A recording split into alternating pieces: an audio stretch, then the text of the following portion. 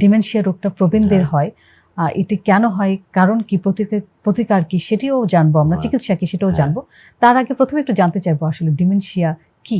Dementia এটি একটি, যদি আমি একদম পুরো বাংলায় বলি, এটিকে সবাই যেটি বলে বা ভুলে যাওয়া রোগ, কিন্তু এটি আসলে ভুলে যাওয়া, কেমন ভুলে যাওয়া রোগ?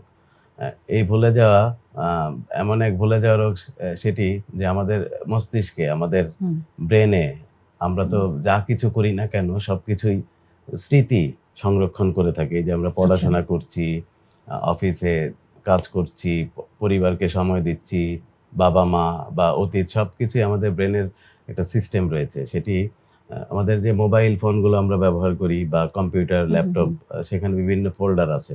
তো সেই ফোল্ডারগুলোতে আমরা কিন্তু আমাদের ব্রেনেও ওইরকম ফোল্ডার আছে। তো আমাদের এই ব্রেনের ফোল্ডারে আমরা স্মৃতি জমা রাখি। তো সেটি হলো আমাদের পারিবারিক স্মৃতি, সেটি পারিবারিক ফোল্ডার। আমাদের কর্মক্ষেত্রের স্মৃতি, সেগুলো কর্মক্ষেত্রে। এডুকেশনাল স্মৃতি, গান আছে, কারো কারো একদম পার্সোনাল, একদম ব্যক্তিগত ফোল্ডার রয়েছে, সেখানে স্মৃতি সংরক্ষণ।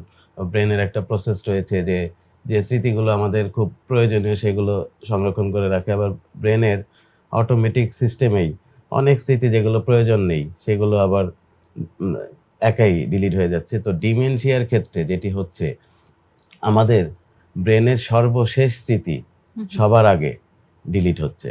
এবং ডিমেনশিয়ার ক্ষেত্রে মনে রাখতে হবে যে এই ভুলে যাওয়া রোগটি অন্যান্য ভুলে যাওয়া রোগের মতো না। অন্যান্য ভুলে যাওয়া রোগ যেমন চিকিৎসাযোগ্য, সেগুলো নানা ধরনের চিকিৎসা করলে সেগুলো আবার ব্যাক করতে পারে, মানে স্মৃতি ব্যাক করতে পারে। তো ডিমেনশিয়ার ক্ষেত্রে যেটা ভুলে যাবে রোগী, সেটি আর কখনো ফিরে আসা সম্ভব না। সেটি একদম পার্মানেন্টলি ডিলিট হয়ে যাচ্ছে ব্রেন থেকে।